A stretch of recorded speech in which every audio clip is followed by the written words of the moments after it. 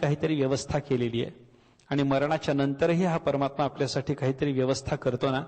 तुलसीदासजीने एका दोह्यात वर्णन केले, तुलसी मुर्दे को देत है कपडा लकडी आग, जीता रहकर सोस करे सो नर बडो अभाग.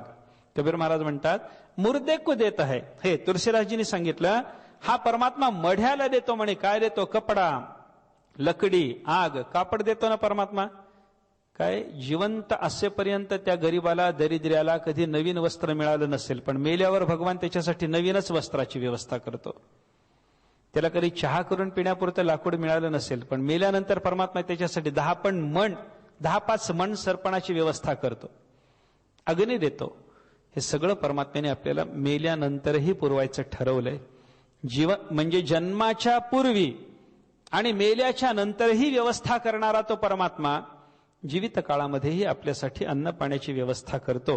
हे जीवांच्यासाठीचं देवाचं कर्तव्य आहे. जीवांच्यासाठी जसा परमात्मा काही कर्तव्य करतो तसा जडासाठी देवाचं काही कर्तव्य चालू आहे. पृथ्वी, आप, तेज, वायू आणि आकाशी 5 महाभूत जड असणारे पदार्थ परमात्म्याने हे उत्पन्न केले. हे परमात्माच टिकवतो आणि यांचा प्रलयही परमात्माच घडवतो. हे परमात्म्याचं जडासाठीचं कर्तव्य आहे. आणि त्याच्यानंतर भक्तासाठी काही कर्तव्य परमात्मा पार पाडतो ना. भक्ता राखे पायापासी दुर्जनासी संहारी. अनेक भक्तांच्या रक्षणाचं काम जे देवाने केलं ते जर आपण पाहिलं तर परमात्म्याला भक्तासाठी सुद्धा काही कर्तव्य आहे. असं जीवालाही काही कर्तव्य आहे, देवालाही काही कर्तव्य आहे. जीवाचीही वेगळी वेगळी कर्तव्य आहेत आणि देवाचीही वेगळी वेगळी कर्तव्य आहेत. पण ही सगळी कर्तव्य पाहत असताना कुणाशी तरी काहीतरी संबंध असल्याशिवाय हे कर्तव्य येत नाही. जीवाचा देवाने संबंध मानला की कर्तव्य सुरू, भक्ताचा संबंध मानला की कर्तव्य सुरू, जडाचा संबंध त्यानं मानला की कर्तव्य सुरू. असं देवानी जेव्हा कर्तव्य केलं तेव्हा त्यालाही संबंधानंच ते कर्तव्य सुरू होतं. आणि जीव जेव्हा काही कर्तव्य करायला लागतो तेव्हा त्याचं ते कर्तव्य सुद्धा काही संबंधानेच प्रारंभ पावलेलं असतं. पण भक्त महात्म्याचा विचार जर केला तर भक्त महात्मा कोणाशीही कुठलाही संबंध मानत नाही.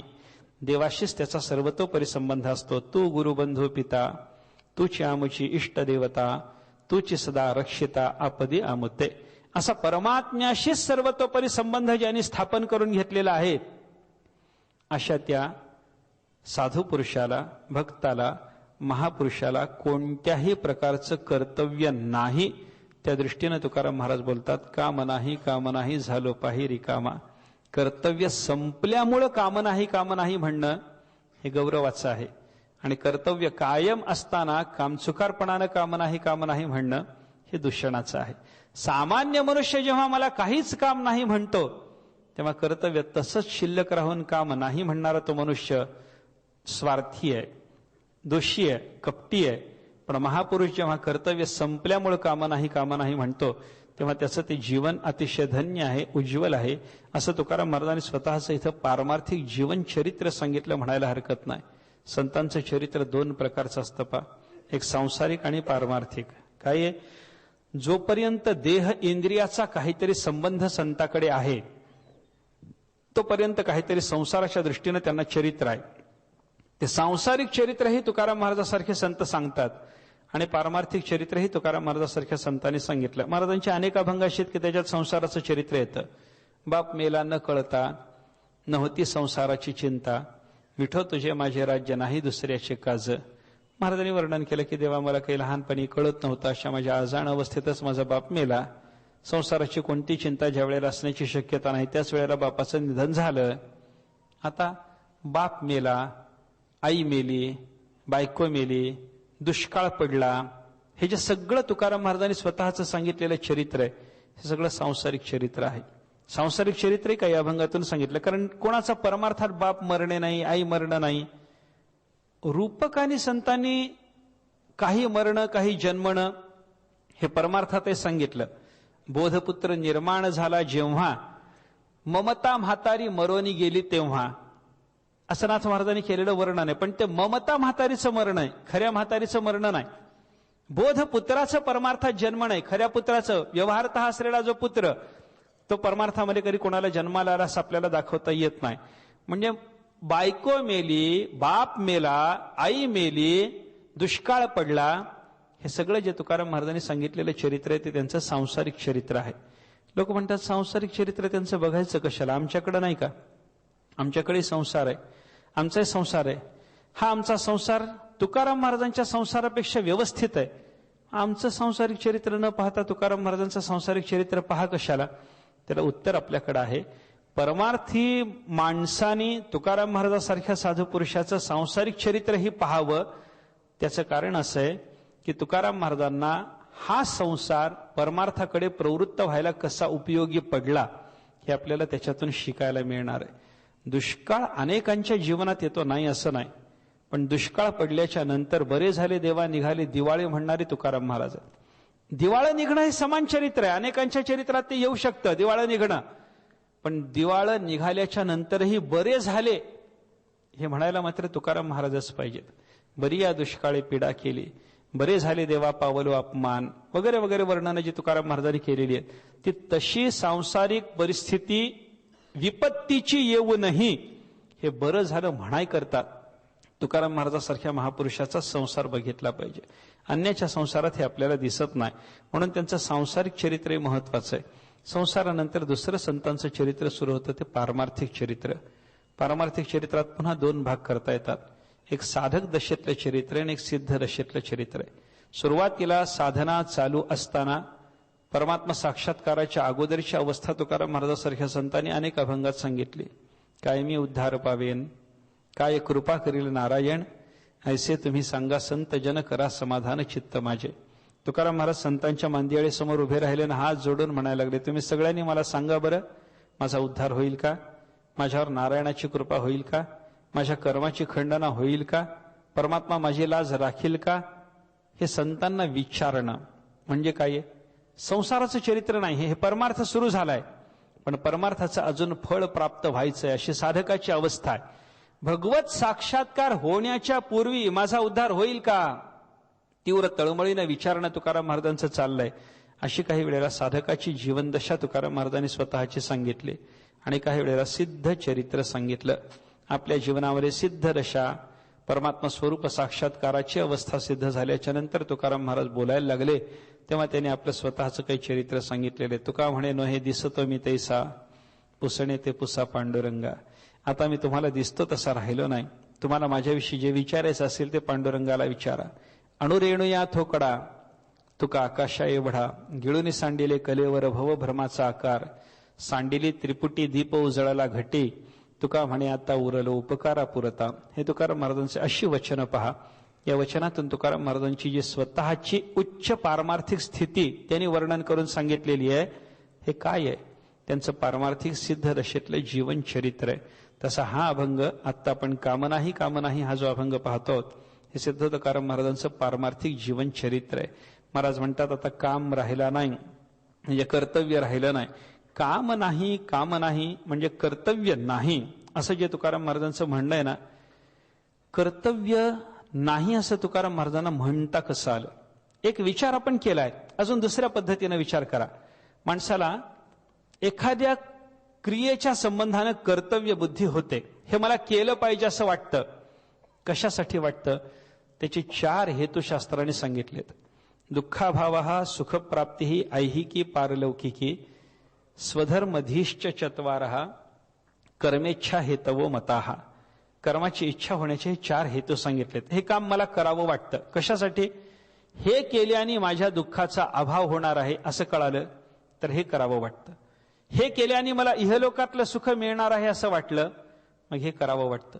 हे केल्याने मला परलोकातलं सुख मिळणार आहे असं कळलं की मग ते करावं वाटतं. आणि हे केल्याच्या योगानं मला स्वधर्म साधणार आहे असं वाटलं की मनुष्य ते करायला तयार होतो. पण तुकाराम महाराजांसारख्या साधू पुरुषाकडे जर आपण पाहिलं तर त्यांना दुःखाभाव साधायचा राहिला नाही. दुःखाभाव त्यांना आपोआप साधलेला आहे. त्यांना सिद्ध आहे ती अवस्था. त्याच्यासाठी करावी लागणारी साधना तिचं कर्तव्य आता त्यांना शिल्लक राहिलेलं नाही. कारण स्वतःच तुकाराम महाराज वर्णन करतात, दुःख ते कैचे नये स्वप्नासी, भुक्तिमुक्ती झाल्या कामारी दासी, त्यांचे वर्मत्व आम्हापासी सुखे राहिलासी प्रेमाची या. दुःख कसं आहे आमच्या स्वप्नात सुद्धा येत नाही म्हणे. आता ज्यांच्या स्वप्नातही दुःख येत नाही त्यांना दुःखाचा अभाव साधण्यासाठी काही कर्तव्य आहे असं म्हणता येईल का आपल्याला? म्हणता येत नाही. ऐहिक सुखासाठी कोणी कर्म करतो, पण तुकाराम महाराजांना ऐहिक सुखासाठी कर्म करण्याची अपेक्षा वाटत नाही. कारण इहलोकातल्या सुखाला त्यांनी लाथ मारली, परलोकातल्या सुखालाही लाथ मारली. आणि न लगे माईक पदार्थ तेथे माझे अर्थ नको देवा. देवाला सांगितलं त्यांनी, देवा मला माईक पदार्थ नकोत, त्या माईक पदार्थांच्या ठिकाणी माझी इच्छा सुद्धा जाणार नाही अशी व्यवस्था करा. म्हणजे काय आहे, माईक पदार्थ नकोत हे जे तुकाराम महाराजांचं बोलणं आहे त्याच्यात इहलोकातल्या पदार्थाचा त्यांनी निषेध केलाय.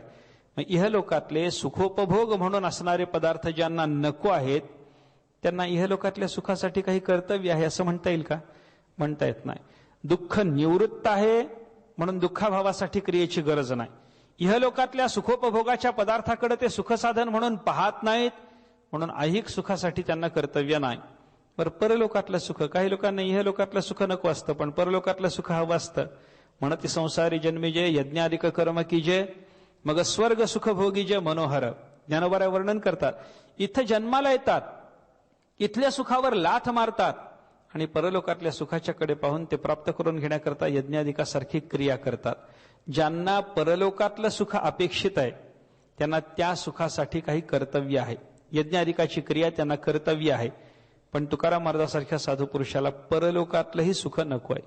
इंद्रपदारिक भोग भोग नव्हे तो भवरोग, परमेष्ठी पदा तुच्छ मानिती सर्वदा. तुका म्हणे त्यांचे कळले आम्हा वर्म, जे जे कर्मधर्म नाशवंत. ते सगळे परलोकातले भोग सुद्धा नाशिवंत आहेत बाबा. परलोकातले भोग सुद्धा दुःख देणार आहेत बाबा. ब्रह्मादिक परे दुःखाची शिराणी असं असल्यामुळं त्याचीही अपेक्षा त्यांना नाही. म्हणून पारलौकिक सुखाच्या साठी म्हणून त्यांना काही कर्तव्य आहे असे आपल्याला म्हणता येत नाही. आणि स्वधर्म बुद्धी म्हणून काही कर्म तुकाराम महाराजांसारखा महात्मा करील तर तेही जमत नाही. कारण स्वधर्म म्हणत असताना कोणत्या तरी अनात्म पदार्थात गुंतल्याशिवाय आपला काही धर्म ठरत नाही. वर्णधर्म ठरवायचा असेल तर वर्णाचा अभिमान पाहिजे, आश्रमधर्म ठरवायचा असेल आश्रमाचा अभिमान पाहिजे, देहधर्म ठरवायचा असेल देहाचा अभिमान पाहिजे, इंद्रिय धर्मासाठी काही क्रिया करायची असेल तर इंद्रियाचा अभिमान पाहिजे. पण कुठल्याही प्रकारचा अनात्म पदार्थाचा तादात्म्य अभिमान तुकाराम महाराजांसारख्या साधू पुरुषाकडे जर नसेल तर त्यांना स्वधर्म म्हणून सुद्धा कुठल्याही प्रकारचं कर्तव्य नाही. दुःखाभावासाठी कर्तव्य नाही, ऐहिक सुखासाठी कर्तव्य नाही, पारलौकिक सुखासाठी कर्तव्य नाही, स्वधर्म म्हणूनही तुकाराम महाराजांसारख्या साधू पुरुषाला काही करायचं नाही. आणि त्या दृष्टीनं तुकाराम महाराजांनी सांगितलं, काम नाही, काम नाही, मला कुठलंही कर्तव्य नाही. त्यामुळे मी कसा झालो पाही रिकामा. आता मी रिकामा झालो. संसाराच्या दृष्टीनं माझं अंतःकरण पूर्णपणे रिकामा होऊन गेलेलं आहे. फावल्या त्या करू चेष्टा. आम्ही काय करतो? फावल्या त्या चेष्टा करतो. निश्चळ द्रष्टा वैसोनी, निश्चळ द्रष्ट्याच्या भूमिकेत स्थिर आहे मी. द्रष्टा म्हणजे कोणत्याही प्रकारचा उपाधी संबंध न घेता असणारा आत्मस्वरूप, त्या रूपानं मी स्थिर आहे. आणि त्याच्यामुळे मी आता निश्चळ द्रष्ट्याच्या भूमिकेत बसून फावल्या त्या चेष्टा करीत राहणार. जगाचं काय चाललंय? महाराज सांगतात, नसत्या छंदे जग विनोदे विव्हळतसे. नसत्या पदार्थाचा छंद जगाने घेतलेला असल्यामुळं विनोदानं म्हणजे गमतीनंच जग विव्हाळायला लागलंय.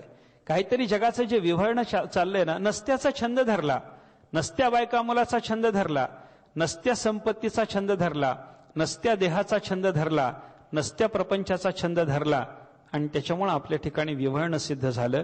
असं विव्हळणं आमच्या ठिकाणी नाही, कारण आम्हाला नसत्याचा छंद नाहीये. एकाएकी तुकालोकी निराळा. शेवटी तुकाराम महाराजांनी सांगितलं की एकाएकी म्हणजे एकदम अचानकपणे मी या लोकातून निराळा झालो. अकस्मातपणे मला ही स्थिती प्राप्त झाली. भगवत कृपा झाली, संत कृपा झाली, शास्त्र कृपा झाली, अंतःकरण कृपा झाली आणि मला परमात्मा स्वरूप स्थिती प्राप्त झाली. त्याच्यामुळं काम नाही अशी माझी अवस्था झाली. असं महाराजांनी या अभंगातून एकंदर स्वतःचं पारमार्थिक जीवनचरित्र सांगितलंय. असं आपण या अभंगाचा विचार करू शकतो. मासल्याकरता म्हणून एका अभंगाचा विचार मी केलाय. तुकाराम महाराजांचा हे प्रस्थान म्हणून पाहत असताना आपल्याला अशाच पद्धतीनं अभंगांचा विचार करावा लागतो. संतांची वाणी ही मंत्ररूप कशी आहे, संतांची वाणी श्लोकरूप कशी आहे आणि सूत्ररूप कशी आहे हे आपण पाहिलेलंच आहे. त्यामुळे सूत्राचं लक्षण, श्लोकाचं लक्षण आणि मंत्राचं लक्षण या सगळ्या वचनांना लागू पडतं. अगदी उपनिषदातले मंत्रच तुकाराम महाराजांनी या आपल्या अभंगवाणीच्या रूपानं अनुवादित केलेले आहेत असं म्हणायला हरकत नाही. 4 वेदामध्ये आलेल्या 4 महावाक्याचा तुकाराम महाराजांनी केलेला जसा अनुवाद बघितला तसं काम नाही हे म्हणत असताना सुद्धा एक उपनिषदातलं वचन माझ्या डोळ्यासमोर आहे. श्वेताश्वतर उपनिषदातलं एक मंत्र माझ्या डोळ्यासमोर आहे. आत्मानंचेत विजानीयात अयमस्मिति पुरुषः किमिच्छन् कस्य कामाय शरीरम अनुसंज्वरेत. उपनिषदाने असं वर्णन केलंय, आत्मस्वरूपाचं हा मी ब्रह्मरूप आहे अशा पद्धतीनं ज्यानं ज्ञान संपादन केलेलं आहे त्याला कशाच्या इच्छेने आणि कशाच्या कामनेने शरीराच्या बरोबर संतप्त व्हावं लागेल, संतप्त होण्याची त्याच्यासाठी आवश्यकता नाही. हे पुढचं चिंतन आहे. हे उत्तर आहे त्याचं. पण वाक्य प्रश्नार्थक असताना किमिच्छन कस्य कामाय, कशाच्या इच्छेने आणि कशाच्या कामनेने, हे जे 2 शब्द आहेत ना, त्या किमिच्छन कस्य कामाय या 2 उपनिषदातल्या शब्दाचा तुकाराम महाराजांनी केलेला बरोबर अनुवाद म्हणजे कामनाही हे शब्द आहेत. म्हणजे उपनिषदाची वचनं महाराजांच्या वचनात अनुवादित आहेत, गीतेतली वचनं महाराजांच्या वचनामध्ये अनुवादित आहेत, पुराणातली वचनं तुकाराम महाराजांच्या वचनामध्ये अनुवादित झालेली आपल्याला पाहायला सापडतात. असं असल्यामुळं श्रुती, स्मृती, पुराण, इतिहास सगळ्याचा मागोवा आणि सगळ्याचा अनुवाद तुकाराम महाराज करीत असल्यामुळं तुकाराम महाराजांची वाणी प्रस्थान रूप आहे. अशा या तुकाराम महाराजांच्या गाथा नावाच्या प्रस्थानाच्या संबंधात सुद्धा आपण थोडासा विचार पाहिला.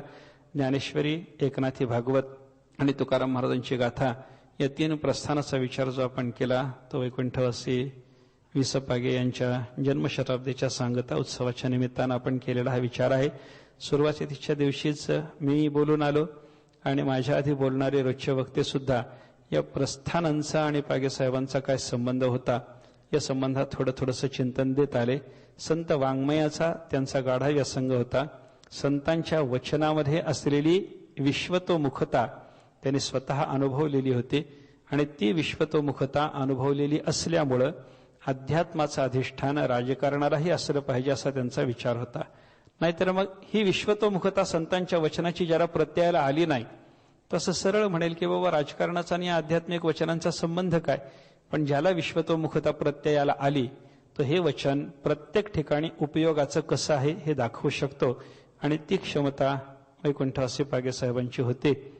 त्यांनी ती कामं केलेली आहेत. संतांच्या वचनाची विश्वतोमुखता अनेक वेळेला त्यांनी दाखवलेली आहे. ते एकच वचन अध्यात्माच्या दृष्टीनं जसं महत्वाचं आहे तसं भौतिक दृष्टीनं राजकारणाच्या दृष्टीनंही ते वचन कसं आपल्याला अर्थ देणार आहे या संबंधातली त्यांची चिंतनं किंबहुना श्री नारायणे विश्व कोंदले या पुस्तकामध्ये त्यांची ती चिंतनं एकत्रित झालेली आहेत. त्याचा जर विचार केला तर प्रस्थानत्रयीशीच नाही तर समग्र संत वाङ्मयाशी त्यांचं जवळचं नातं होतं. किंबहुना त्यांना ते चोखोबारायचं झालेलं दर्शन वगैरे ते जर प्रकरण आपण वाचलं, मी सुरुवातीच्या दिवशी ते सांगितलंही होतं, तर याच्यातून त्यांची साधक दशा, सिद्ध दशा, परमात्मा स्वरूप साक्षात्काराची योग्यता या सगळ्याच्या सगळ्या गोष्टी आपल्याला व्यक्त होणाऱ्या आहेत. म्हणून प्रस्थानाशी संत वाङ्मयाशी त्यांचा संबंध असल्यामुळं त्यांच्या स्मरणार्थ प्रस्थानत्रयीवर काही चिंतन व्हावं असं आमच्या पागेसाहेबांना वाटलं. त्यामुळे त्यांनी ही चिंतनं ठेवली. आपल्या सर्वांच्या उपस्थितीमध्ये ही आपल्याला सादर करता आली. आपली झालेली ही चिंतनं ज्ञानेश्वर महाराज, एकनाथ महाराज, तुकाराम महाराज आणि बाकीचे सगळे संत यांच्याही चरणी समर्पण करतो. झालेल्या या चिंतनामध्ये जे योग्य असेल ते आपण सर्वांनी चिंतन घेऊन जावं. याच्यात काही खटकण्यासारखं सिद्धांताच्या दृष्टीनं चुकीचं वगैरे जर वाटणार असेल तर ते माझं मला परत करावं अशी तुम्हा सर्व सज्जन श्रोत्यांना पुन्हा पुन्हा विनंती करून मी माझं बोलणं संपवतो. पुंडलिक वरदा हरी विठ्ठल, श्री ज्ञानदेव तुकाराम विठ्ठल विठ्ठल विठ्ठल विठ्ठल विठ्ठल विठ्ठल विठ्ठल. पुंडलिक वरदा हरी विठ्ठल, श्री ज्ञानदेव तुकाराम.